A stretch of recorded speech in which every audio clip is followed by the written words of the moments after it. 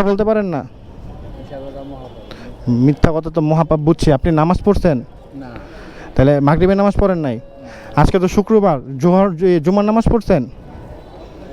তাহলে আপনি যে টুপিটা পরছেন, পাঞ্জাবিটা পরছেন, এটার কি দাম থাকলো তাহলে বলেন? এই যে আপনি সবাই সালাম দিয়ে হাত পাততেছেন, এটা কিন্তু আল্লাহ পছন্দ করে না। হাত পাতাটাই আল্লাহ পছন্দ করে না।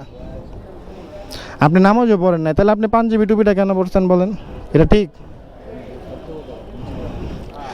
আপনি এমন একজন মানুষের কাছে পড়ছেন, আমি চাইলে আপনার এখন 1000 টাকা না 10,000 টাকাও দিতে পারি, কারণ আল্লাহ আমাকে এতটুকু দেওয়ার তৌফিক দিচ্ছে। হ্যাঁ, আমি বলি আপনারে, কিন্তু আপনি যে কাজটা করছেন এটা টোটালি ভুল। এটা ভুলেও করবেন না। আমি আপনারে কিছুই দিব না, কিন্তু এই কাজটা নেক্সট টাইম করবেন না। আপনি যতটুকু আছেন, আল্লাহ না করুক কিছুদিন পর দুনিয়া থেকে চলে যাবেন না? চলে যাবেন তো, থাকবেন না তো আজীবন। এই যে এখন যেটা করতেছেন, এটা হিসাব ওই জায়গায় দিতে হবে। এই হিসাবটা দিতে পারবেন ঠিকভাবে? সহ্য করতে পারবেন? কালকে থেকে টুপিটা আর পাঞ্জাবিটা পরবেন না, হাত পাতবেন না, মানুষের বলবেন আপনার সমস্যার কথা, দুঃখের কথা, যে দেওয়া সে এমনি দিব আপনারে। একজন 1000ও দেয়, একজন 100 টাকাও দেয়, একজন আবার 10 টাকাও দেয়। এটা ছেড়ে দেন কাকা, ঠিক আছে? আপনার আল্লাহ মাফ করে দিতে পারে যদি কালকে থেকে এগুলো ছেড়ে দেন, ঠিক আছে? আল্লাহ হাফেজ।